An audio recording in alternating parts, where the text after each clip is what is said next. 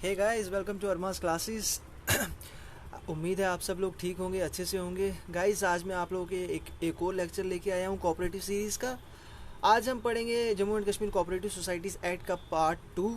ठीक है गाइस, पहले 8 चैप्टर में पढ़ा चुका हूँ, आज हम उसके आगे पढ़ेंगे। Guys, let's move on. And कल मैं एक और चीज़ मैं आपको बता दूं कि कल होपफुली इंशाल्लाह उम्मीद है कि कल आपका जो जेकेबी सब इंस्पेक्टर की लेक्चर सीरीज शुरू की थी उसका लेक्चर नंबर 2 आ जाएगा कल। ठीक है guys, so let's start. Guys देखिए, chapter number 9 settlement of disputes, ये डिस्प्यूट्स की बात करता है। देखिए गाइस, सबसे पहले तो डिस्प्यूट्स विच में भी रेफर टू आर्बिट्रेशन। कौन से डिस्प्यूट्स हैं जो आर्बिट्रेशन के लिए रेफ़र किए जाते हैं? आर्बिट्रेशन मतलब चाहे आपने कमेटी रखी हो, चाहे आपने कोई बंदा रखा हो जो उसके बाद सेटल करता है इन डिस्प्यूट्स को। ठीक है, अब किन केसेस में ऐसा होता है? जब आपकी कॉन्स्टिट्यूशन के ऊपर, जब आपकी मैनेजमेंट के ऊपर कोई भी सवाल उठ जाते हैं या कोई डिस्प्यूट आ जाता है, तो उस वक्त आर्बिट्रेशन के लिए आपको रेफ़र कर दिया जाता है। ठीक है, अब डिस्प्यूट्स कैसे कैसे किन किन के बीच अराइज हो सकते हैं? देखिएगा, इस मेंबर्स के बीच हो सकते हैं, पास मेंबर्स के बीच हो सकते हैं, बिटवीन एनी मेंबर, पास मेंबर और पर्सनस के बीच भी हो सकते हैं, सोसाइटी के बीच हो सकते हैं, इसकी कमेटी के बीच हो सकते हैं, या फिर एक सोसाइटी या अदर सोसाइटी के बीच हो सकती है, दो सोसाइटीज़ के आपस में हो सकते हैं। ठीक है गाइस, और एक बात याद रखिएगा, इन सारे डिस्प्यूट्स को जो रेफ़र किया जाता है वो फाइनल डिसीजन जो रजिस्ट्रार जो होता है वो रजिस्ट्रार का होता है। ठीक है गाइस, और किसी भी कोर्ट को जुरिडिक्शन नहीं दी जाती कि इस मामले में हस्तक्षेप करे, इंटरफेयर करे। ठीक है गाइस, रजिस्ट्रार का डिसीजन जो होता है ना वही फाइनल होता है।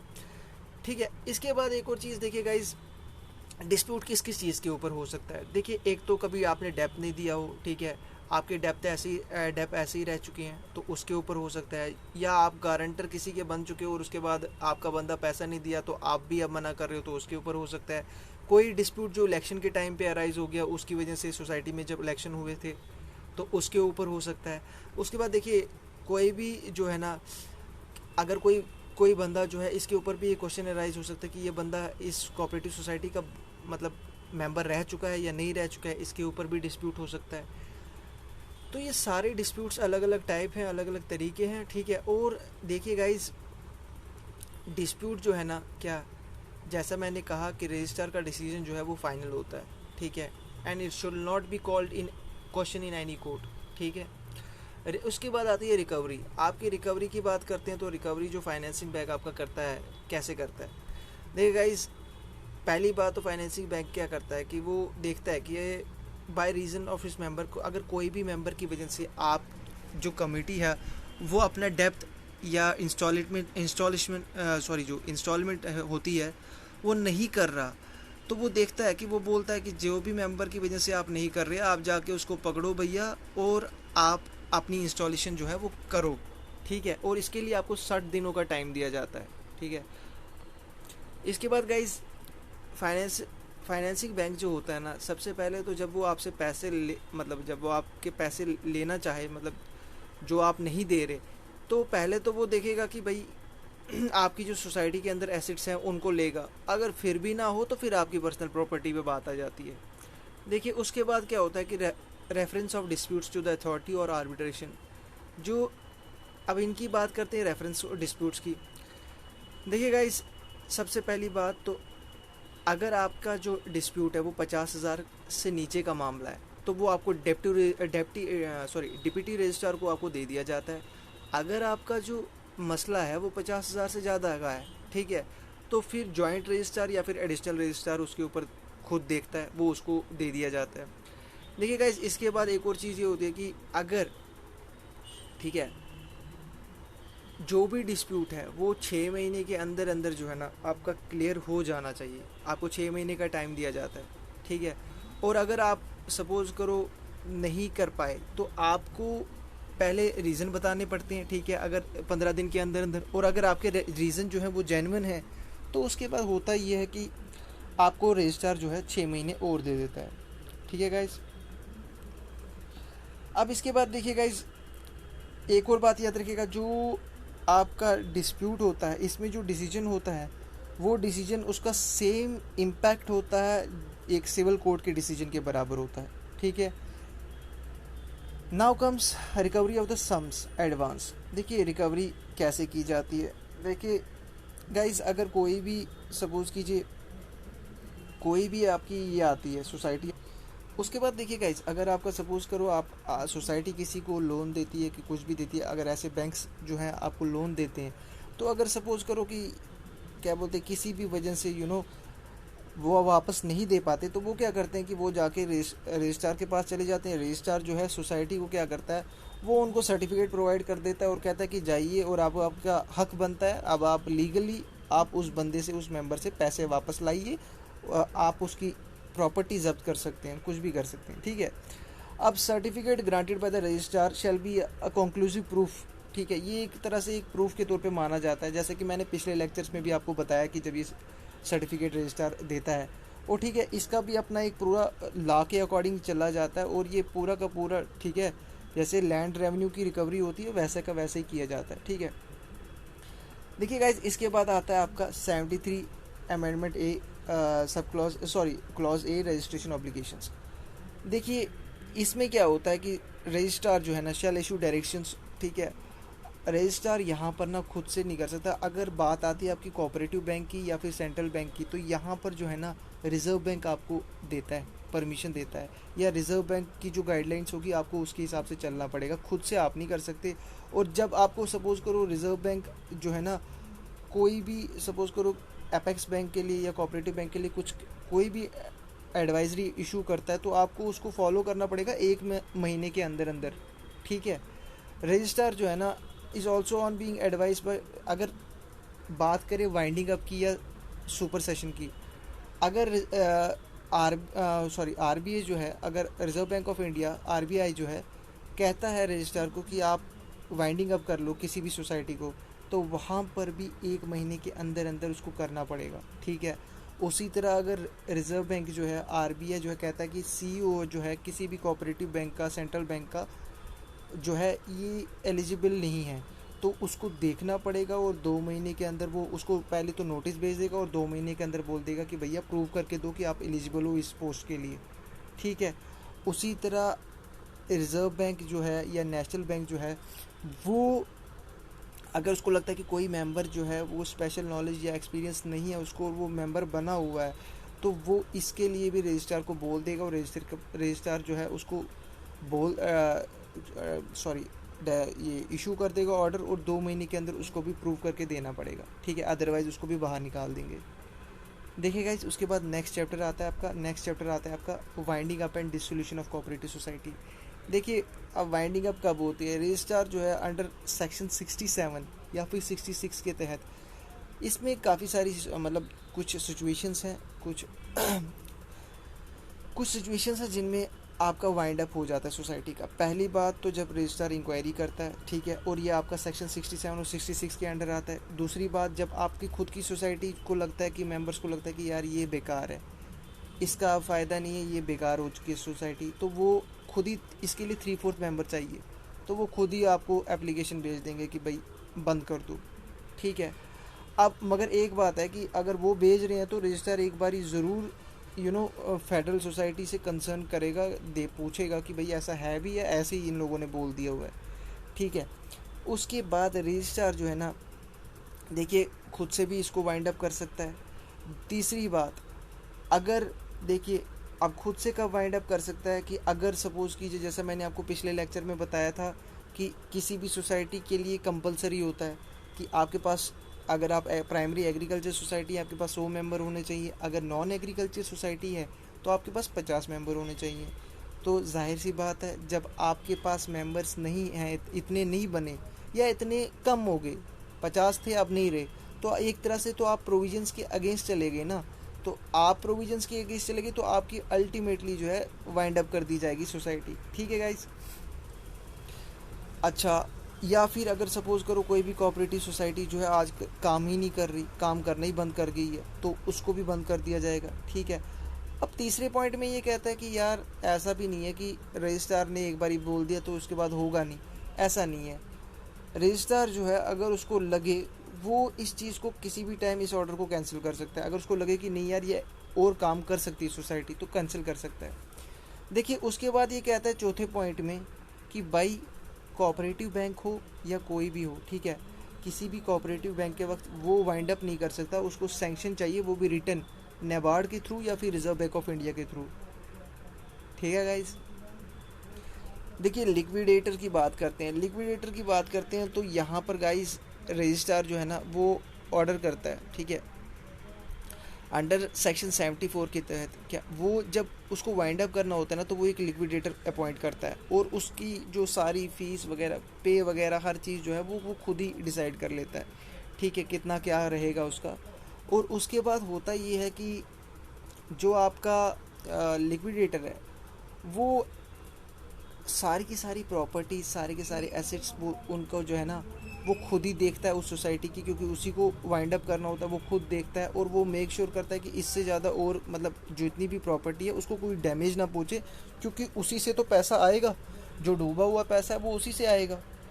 अब लिक्विडेटर जो है ना उसको 6 मंथ्स दिए जाते हैं कि किसी भी सोसाइटी को वाइंड अप करने के लिए, और इन केस वो नहीं कर पाता तो उसको रीज़न देने पड़ते हैं, और उसके बाद 6 महीने और दे देता है रजिस्ट्रार। ठीक है गाइस। देखिए गाइस, इसके बाद आपकी बात आती है पावर्स लिक्विडेटर की। लिक्विडेटर की जो पावर्स होती है गाइस, काफ़ी सारी पावर्स होती है, क्योंकि वो बंदा जो है बेशक रजिस्ट्रार के अंडर होता है बट करता तो वही सारी चीज़ें हैं। पहली बात तो सील कर देगा, दूसरी बात तो वो चाहे तो उसके बाद उन एसेट्स को सेल कर देगा, ठीक है, और उनको जब वो सेल करता है जो भी पैसा आता है तो जिन लोगों का पैसा डूबा हुआ है उनको उन्हीं पैसों से तो वो देता है वापस, वही पैसे तो उनको लौटाता है। और लिक्विडेटर की और भी पावर्स हैं, जैसे कि to institute and defend suits. अगर कोई भी प्रोसीडिंग चलती है तो उसी को डिफेंड करना पड़ता है बेचारे को, या टाइम टू टाइम मेंबर्स को बताना कि भैया आपका इतना रह गया, डेब्ट जो है आपका रह गया है, आप जल्दी पे करो, इसको कर्ज़े को ख़त्म करो। अच्छा, जितने भी क्लेम्स हैं तो वो बेचारे को खुद ही सारे के सारे जो हैं ख़त्म करने पड़ते हैं, ठीक है। इसके बाद गाइस देखिए एक और बात आती है आपकी कोऑपरेटिव सोसाइटी। उसके बाद जब सारी की सारी वाउंड अप कर देता है तो फिर वो रजिस्ट्रार को रिपोर्ट कर देता है और बोलता है कि ये लीजिए, ये रही आपके सारे की सारे जिसके लिए आपने मुझे अपॉइंट किया था, सारा काम फिनिश हो गया, रिपोर्ट दे देता है, इतने एसेट्स थे, इतनी सेल हुई, इतना पैसा आया, सब कुछ बता देता है। फिर देखिए गाइज कैंसिलेशन कैसे होती है कोऑपरेटिव सोसाइटी में, ठीक है, रजिस्ट्रेशन। देखिए ये वैसे मैंने आपको पिछली बार भी बोला हुआ था बट फिर भी देखिए गाइज, जहाँ तक रही बात कोऑपरेटिव सोसाइटी की कैंसिलेशन की, या तो अगर जब वाइंडिंग अप करना होता है तो अगर सपोज करो लिक्विडेटर को अपॉइंट ही ना किया हो, तो ऐसा नहीं है कि लिक्विडेटर अपॉइंट नहीं होगा तो कभी जो है वाइंडिंग अप ही नहीं होगी। 2 महीने तक अगर अपॉइंट नहीं हुआ तो वो ऑटोमेटिकली अल्टीमेटली उसकी रजिस्ट्रेशन कैंसिल कर दी जाती है। और दूसरे केस में जब वो अपॉइंट हो जाता है अंडर सेक्शन 75 तो वो खुद ही बेचारा जब सारा काम ख़त्म कर देता है तो उसके बाद रजिस्ट्रार जो है कैंसिल कर देता है। ठीक है गाइस, ये रही आपकी यहाँ तक बात। अगला चैप्टर आता है आपका एग्रीकल्चर एंड रूरल डेवलपमेंट का। देखिए guys, agriculture and rural development की जब हम बात करते हैं, इसमें पहली बात तो डेफिनेशंस दी गई हैं, ठीक है, कि भाई क्या होता है agriculture and rural development bank. यहाँ पर तो बताया गया है कि it means the Jammu and Kashmir cooperative agriculture rural bank, कि जो भी इस एक्ट के तहत, ठीक है, रजिस्टर किया गया है बैंक, ठीक है, उसको इन लोगों ने ये नाम दिया गया है, ठीक है, ये नाम दिया। और ये कहते हैं कि there shall be a state agriculture rural development bank for every state, हर स्टेट के लिए ये बैंक होना चाहिए, ठीक है। अब उसके बाद आती है आपकी पावर्स की बात। पावर्स की बात जब ये करता है powers of agriculture and rural development bank की, टू एडवांस लोन्स। तो देखिए भाई, लोन्स ये लोग देते हैं, लोन्स किस लिए देते हैं, to for land improvement and productive purposes. देखिए भाई, इनका मेन एक्सप्लेनेशन भी दी गई है कि इनका मेन पर्पस होता है कि कोई भी, ठीक है, मीन्स एनी वर्क, कंस्ट्रक्शन और activity that aids to the productivity of the land. कोई भी चीज़, कोई भी वर्क जिससे प्रोडक्टिविटी बढ़ जाती है लैंड की, वो उसके लिए लोन प्रोवाइड करते हैं। और वो क्या क्या इंक्लूड होता है उसमें इंक्लूड होता है आपका construction and repairment of wells, renewable and of forgoing work, preparation of land for irrigation, drains, terracing, ठीक है, परचेस ऑफ इलेक्ट्रिक मोटर्स, ठीक है, परचेस ऑफ ट्रैक्टर्स, ये सब के सब इसमें आ जाते हैं। ठीक है गाइज, इसके बाद देखिए guys appointment of trustee and his powers and functions. देखिए गाइज, जहाँ तक रही अपॉइंटमेंट ऑफ ट्रस्टी की बात, तो ट्रस्टी या तो रजिस्ट्रार या तो गवर्नमेंट अपॉइंट करती है किसी भी बंदे को, ठीक है, उसके बिहाफ पे। उसके फंक्शन, उसके पावर्स एंड फंक्शन जो है ना इस एक्ट के तहत वो उसको उसी के तहत जो है अपने पावर्स एंड फंक्शन जो है ना अ, करने हैं, मतलब इम्प्लीमेंट करने हैं, ठीक है। अब रही बात इसकी कि issue of debenture by the board. देखिए guys, issue of debenture by the board की जब हम बात करें तो सबसे पहले तो आपको ये पता होना चाहिए कि ट्रस्टी और बोर्ड से जो है आपका सैंक्शन हो गया होना चाहिए, ठीक है, बोर्ड को सैंक्शन मिल जाना चाहिए। उसके बाद आप इशू कर सकते हैं डिबेंचर को। और बट उस डिबेंचर को जो आपने इशू किया उसके लिए भी तो भैया आपको मॉर्गेज चाहिए ना। अब देखिए ना, कल को बेचारे बंदे वो तो डूब जाएं, कल को आप 20 साल बाद डूब गए तो वो बंदे कहाँ जाएंगे? अगर आपका बोर्ड गया तो वो बंदे क्या करेंगे? तो उसके लिए कोई ना कोई मॉर्गेज दिया जाता है, सो दैट कल को अगर आपको ऐसा लगे तो उस टाइम मॉर्गेज ले लिया जाए, ठीक है, एसेट्स के तौर पे एक तरह से वो लिया जाता है। अब डिवेंचर, देखिए डिवेंचर कितने टाइम तक फिक्स होता है? ये 20 साल तक होता है। आप इसको तोड़ नहीं सकते, मेंबर्स इसको तोड़ नहीं सकते। हाँ, मेंबर्स तो नहीं तोड़ सकते, मगर ये जो एक तरह से होता है जैसे हमारा फिक्स डिपॉजिट होता है जो बैंक बैंक में होता है वैसे, तो इसको हम तो नहीं तोड़ सकते, मगर बात ये है कि अगर ये चाहे तो ये तोड़ सकते हैं भाई, ये तोड़ सकते हैं। इनका कभी भी दिल करे तो ये आपको पैसे दे देंगे वापस और अपने डिबेंचर्स ले लेंगे भाई, कहेंगे नहीं करना भाई। बट उसके लिए इनको 3 मंथ्स का टाइम चाहिए, तीन मंथ्स का नोटिस ये देंगे आपको, ठीक है, रिटर्न नोटिस देंगे। देखिए गाइज, उसके बाद आता है आपका powers to borrow money by issue of bonds और बाय वे ऑफ लोन। देखिए गाइज, जहाँ तक रही इसकी बात जब हम करते हैं, देखिए कोई भी, अब जाहिर सी बात है किसी भी बोर्ड को चलना है तो उसको पैसे तो लेने हैं ना, तो पैसे किसके थ्रू लेता है? वो बाय इशूइंग ऑफ बॉन्ड्स को इशू करता है। बट इसके लिए आपको अप्रूवल चाहिए गवर्नमेंट का। जब तक गवर्नमेंट अप्रूव ना करे तब तक कुछ नहीं बनेगा, ठीक है। और इसका जो टाइम है सब कुछ है वो गवर्नमेंट ही डिसाइड करती है। फिर उसके बाद देखिए कहता है कि बोर्ड जो है ना वो लोन्स ले सकता है। किससे ले सकता है? गवर्नमेंट से ले सकता है, national bank of agriculture and rural development NABARD से ले सकता है, आरबीआई से ले सकता है, ठीक है। और इसको लिए अप्रूवल चाहिए बट ट्रस्टी का, ठीक है। इसके बाद देखिए गाइस, इसके बाद बात करता है guarantee by government of principal of interest on debenture bonds. देखिए गाइस, कहता है कि बहुत सारी जगहों पर ना गवर्नमेंट जो है ना अंडर सेक्शन 83 गवर्नमेंट आपको गारंटी देती है कि भैया हम गारंटी देते हैं बोर्ड के बदले, ठीक है, हम गारंटी देते हैं बैंक के बदले, हम कर लेंगे क्या। बट होता क्या है? होता ये है कि ये गारंटी इस गारंटी की भी कोई गारंटी नहीं है। क्यों गारंटी नहीं है? क्योंकि कोई भरोसा नहीं, गवर्नमेंट कभी भी अपनी गारंटी वापस ले सकती है, ठीक है। गारंटी वापस लेने के लिए एक प्रोसीजर है। गवर्नमेंट जो है पहले तो बोर्ड और ट्रस्टी से कंसल्ट करेगी, उसके बाद गैजेट में नोटिफिकेशन निकाल देगी और उसके बाद 14 दिन का प्रायर नोटिस दिया जाएगा। और उसके बाद जब वो आ जाएगा तो उसके बाद ऐसा नहीं है कि बस एकदम से खींच ली वापस गारंटी, नहीं, 6 महीने का टाइम लगेगा। 6 महीने के बाद गवर्नमेंट की गारंटी ख़त्म, ठीक है। जब इन्होंने हाथ पीछे कर लिया उसके बाद 6 महीने तो देने पड़ेंगे, क्योंकि अगर कुछ लोगों ने आपकी वजह से लगाया हुआ पैसा तो वो वापस ले लेंगे, कहेंगे नहीं भाई गवर्नमेंट पीछे हट रही है तो हम भी हट जाते हैं। इसके बाद आपकी बात रही सिक्योरिटी फॉर लोन्स की। देखिए गाइस, जहाँ तक रही सिक्योरिटी फॉर लोन्स, चाहे कोई भी बैंक हो, रूरल डेवलपमेंट बैंक हो, प्राइमरी बैंक हो, ये एडवांस देती हैं, ठीक है, सिक्योरिटी लैंड्स के लिए, किसी भी चीज़ के लिए ये एडवांस देते हैं।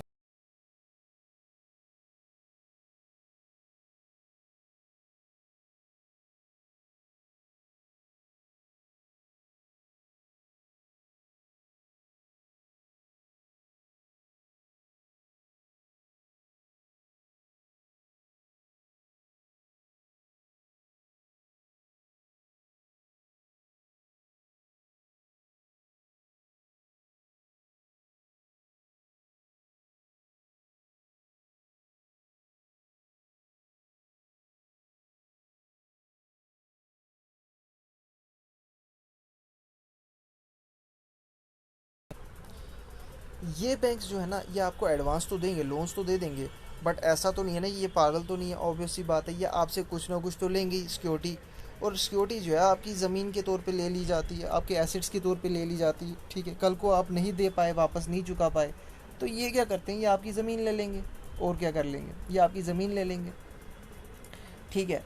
एप्लीकेशन ऑफ लोन्स की बात कर लेते हैं। एप्लीकेशन ऑफ लोन्स की जब हम बात करते हैं तो देखिए ये आपकी सेक्शन 80 की बात करता है। इसके लिए एक पूरा प्रोसीजर है, बहुत लंबा प्रोसीजर है, इतना आपको आई डोंट थिंक सो जानने की ज़रूरत है। इसके लिए एक प्रोसीजर है जिसमें आपको पूरा का पूरा प्रिस्क्राइब देखा जाता है कि आपके क्या क्या है।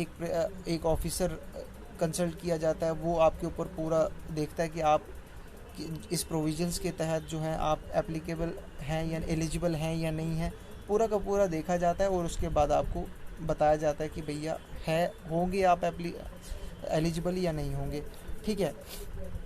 उसके बाद देखिए गाइस, एक बात देख लीजिएगा कि अगर आपने कोई भी कागजात गलत दिए, डॉक्यूमेंट गलत दिए, तो याद रखिएगा आपको 6 महीने की सज़ा भी हो सकती है, आपको 2,000 रुपये भी देने पड़ सकते हैं, और कई बारी तो दोनों की दोनों चीज़ें हो जाएंगी आपके साथ, तो ये बात आप याद रखिएगा। इसके बाद देखिए priority of mortgage over certain claims की जब हम बात करते हैं तो गाइस ये बात याद रखिएगा कि आपका अगर कोई भी आप पैसा नहीं दे पाए तो सबसे पहले क्या होगा, ये जो बैंक होते हैं ना, ये आपके साथ क्या करेंगे, जो आपने मॉर्गेज रखा था ना, पहला क्लेम इनका उसी पर होगा कि भैया पहले आप मॉर्गेज को उड़ाओ, क्योंकि ये बंदा पैसा नहीं दे पा रहा तो आप उसी मॉर्गेज को उड़ा दो, ठीक है। पहले वो उसी को जब्त कर लो। उसके बाद अगर फिर भी नहीं हुआ तो फिर ये बाकी सब चीज़ों पे आ जाएंगे। देखिए उसके बाद 92 right of agriculture and rural development bank और of the state agriculture rural development bank to purchase mortgage property. देखिए गाइस, कहता है कि ज़रूरी नहीं है कि अगर आप पैसा नहीं दे पाए तो जो आपका मॉर्गेज प्रॉपर्टी है ना, ये बैंक क्या करेगा, ये उसको परचेज भी कर सकता है, आपकी ज़मीन खरीद लेगा। बट इवेंचुअली होता तो एंड में यही है कि इन्होंने वो ज़मीन बेचनी है। क्यों? क्योंकि पैसा चाहिए भाई, आपको कैपिटल में पैसा डालना है, आपको वापस पैसा लाना है, तो उसको सेल करना पड़ेगा, और सेल के लिए टाइम पीरियड जो है ट्रस्टी फिक्स कर देता है, ठीक है। देखिए गाइस, आगे बढ़ते हैं, मूव ऑन करते हैं। अब डिस्ट्रेन कब होता है, व्हेन टू बी मेड। डिस्ट्रेन तब होता है जब, देखिए सपोज़ कीजिए कि अगर आपने जो है पैसा नहीं दे पाए, ठीक है, या आप इंस्टॉलेशन जो है नहीं, इंस्टॉलमेंट जो है नहीं कर भर पा रहे, तो क्या होगा ये कि आपको 1 महीने जो है ना, कमेटी जो है ना रजिस्ट्रार को बोल देगी 1 महीने से ज़्यादा अगर आपको हो गया है, आपने इंस्टॉलमेंट नहीं दी है, तो रजिस्ट्रार जो है ना कह देगा कि भैया इनकी ज़ब्त कर लो प्रॉपर्टी, ठीक है। और अगर इंस्टॉलमेंट कम है, सपोज़ करो उतना कुछ बड़ी बात नहीं है, तो फिर जो आपकी उस ज़मीन पर क्रॉप होगी ना, कहेगा कि भैया आप इस क्रॉप को ले लो, ठीक है, बेच दो क्रॉप को, और जितना पैसा आता है वो आपका हो गया, ठीक है। और ये भी कहा जाता है कि आप जब्त सिर्फ 12 महीने तक कर सकते हैं। अगर 12 महीने का टाइम हो गया तो आपका जो डिस्ट्रेन करने का क्लेम है ना, वो ख़त्म हो गया उसी के साथ, उसके बाद आपका क्लेम रहेगा नहीं। ये बात आप याद रखिएगा, ठीक है गाइस। सो आई होप यहाँ तक आपका क्लियर हुआ हो। अगला चैप्टर आता है आपका हाउसिंग सोसाइटी का। देखिए गाइस, हाउसिंग सोसाइटी की जब हम बात करते हैं तो हाउसिंग कोऑपरेटिव सोसाइटीज़ में इससे पहले टाइप्स ऑफ कोऑपरेटिव सोसाइटी पढ़ा चुका हूँ। हाउसिंग कोऑपरेटिव सोसाइटी आपको पता होगा कि ये वो है जो आपको लोन्स प्रोवाइड करती है घर बनाने के लिए, ठीक है। तो इतना जिसको यहाँ नहीं समझ में आया, यहाँ पर मैं डिटेल में नहीं बताने वाला, पिछला जो लेक्चर नंबर 3 है वो खुद ही देख लीजिएगा, पता लग जाएगा, ठीक है, हाउसिंग सोसाइटी के बारे में।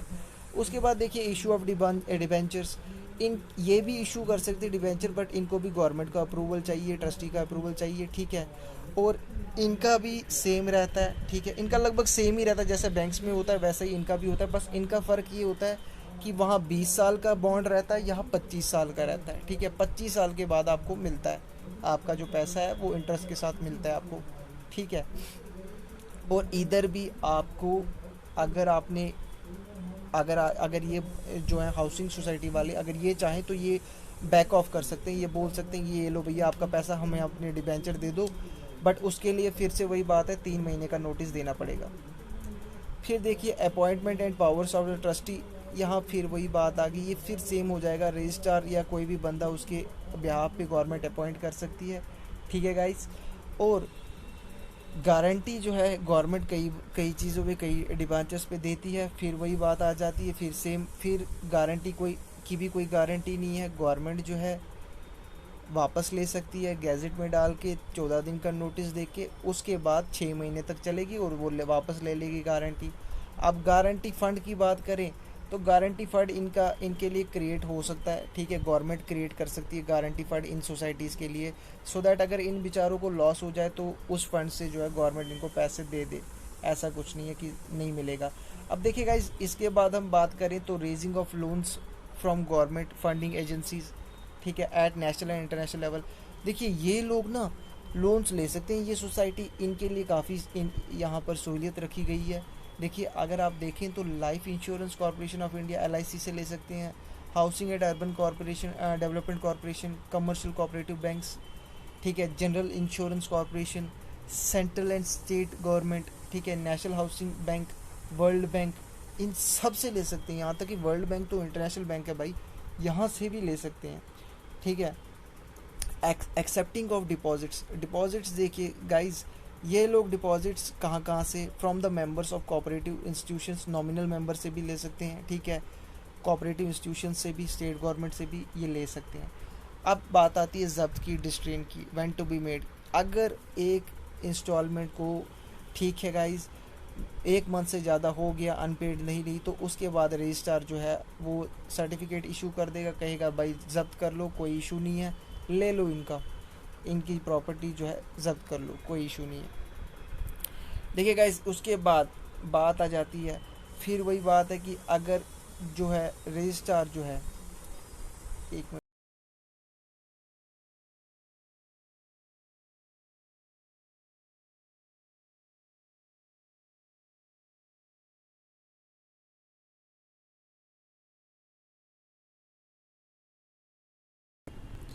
देखिए गाइस, अब कहता है कि डिस्ट्रेन जो है कब हो सकती है। देखिए अगर कोई भी बंदा जो है उसने इंस्टॉलमेंट जो है 1 महीने से ज़्यादा हो गया और उसने इंस्टॉलमेंट नहीं भर पाया, तो बोर्ड या कमेटी क्या करेगा कि रजिस्ट्रार के पास चले जाएगा और रजिस्ट्रार के पास वही सेम जो प्रोसीजर मैंने आपको बताया, रजिस्ट्रार के पास जाएगा, रजिस्ट्रार को कहेगा कि ये हमारा जो है इंस्टॉलमेंट नहीं दे रहा, तो उसके बाद जो है रजिस्ट्रार उनको सर्टिफिकेट प्रोवाइड कर देगा जो पॉइंट नंबर 2 कहता है, और क्या कहेगा कि जाके उसकी प्रॉपर्टी जब्त कर लीजिए, ठीक है। और इसके लिए उसके बाद उसको फिर बोला जाएगा, 15 दिन का टाइम दिया जाएगा, बोले जाएगा कि भैया under section 126 of this act कि आप वापस से इंस्टॉलमेंट कर दीजिए। अगर फिर भी नहीं किया तो उसके बाद सारी प्रॉपर्टी जब्त हो जाएगी, ठीक है guys. Distrain how to be affected. देखिए गाइज, सेक्शन 123 कहती है कि डिस्ट्रेन के लिए ना क्या, रिटर्न नोटिस जब दिया जाता है, रिटर्न नोटिस पहली बात तो दिया जाता है, ठीक है, उसको बोला जाता है कि भैया ऐसे ऐसे बात है, आपको जो है इतना टाइम देते हैं, इतने टाइम तक आप वापस कर लीजिए। और अगर वो उतने टाइम तक वापस नहीं किया तो जैसा यहाँ पर कहा गया है कि सेल ऑफ प्रॉपर्टी डिस्ट्रेन, 15 दिन का टाइम जब दिया जाता है और उसके बाद भी वो बंदा डिफ़ॉल्टर जो है वो कुछ नहीं कर रहा, वो फिर भी वैसा का वैसा ही है, तो उसके बाद क्या होगा कि यही होगा कि उसकी सारी जो प्रॉपर्टी है उसको नीलाम कर दिया जाएगा। और उसकी जो प्रॉपर्टी नीलाम होगी, जो ऑक्शन में नीलाम होगी, उसमें क्या होगा कि जाहिर सी बात है, अब ऑक्शन के लिए भी तो सोसाइटी बेचारी को पैसा लगेगा ना, तो जो पैसा लगेगा ऑक्शन के दौरान जो अमाउंट मतलब खर्चा जाएगा, इसीलिए कहा जाता है कि 1 रुपया सपोज करो आपके पास आता है तो 5 पैसा जो है आपको मिल जाता है, और बाकी जितना भी अमाउंट है वो आप उन लोगों को दीजिए, मतलब बाकी जो मतलब आपका रहता है पैसा जो बकाया है वो आप वहाँ से ले लीजिए उधार, बाकी जितना भी है वो ले लीजिए। और अगर फिर भी पैसा बच जाता है तो वो उस बंदे को वापस दे दीजिए, अगर उसकी प्रॉपर्टी में से कुछ बचता है तो वो उसको वापस दे दीजिए। अगर आपका लोन चुका है, मतलब जितना आपने दिया था वो आपको वापस आ गया है, ठीक है। देखिए गाइस, इसके बाद हम बात करते हैं ऑफिसर्स, ठीक है, officers of housing society and sales officers, ठीक है। देखिए गाइस, एक और बात ये बोलता है कि जितने भी ऑफिसर्स होंगे उस टाइम पे हाउसिंग सोसाइटी के, वो जो ऑक्शन होगा ना, जो नीलामी होगी, वो उसमें खुद पार्ट नहीं ले सकते, ठीक है। जितने भी ऑफिसर्स होंगे, डायरेक्टर, सेक्रेटरी, जितने भी होते हैं, वो खुद पार्ट नहीं ले सकते। ऐसा नहीं है कि वो खुद ही शुरू हो जाएंगे बिड लगाना, ऐसा नहीं हो सकता। वो डायरेक्टली हो या इनडायरेक्टली वो खुद पार्ट नहीं ले सकते इस चीज़ में, ठीक है गाइज। तो गाइज आई थिंक आज का लेक्चर मैं यहाँ तक रखता हूँ। या इसके बाद इसके 2-3 कुछ चैप्टर्स बचते हैं, 2-3 चैप्टर बचते हैं जो कि इतने इंपॉर्टेंट है भी नहीं, ठीक है। तो अगर हो सकेगा तो मैं इसके आगे का जितना भी बचा है, जो 2-3 चैप्टर बचे हैं वो करा दूंगा, ठीक है। अगर आप लोग कहेंगे करवा दो तो मैं करवा दूंगा, अदरवाइज़ आई डोंट थिंक उतना इंपॉर्टेंट है। सो गाइज़, अगर आप इस चैनल पे अभी भी आपने सब्सक्राइब नहीं किया है तो प्लीज़ सब्सक्राइब कर दीजिए, लाइक कर दीजिए, शेयर कर दीजिए। आपके लाइक से हमारा कॉन्फिडेंस बढ़ता है। Thank you so much.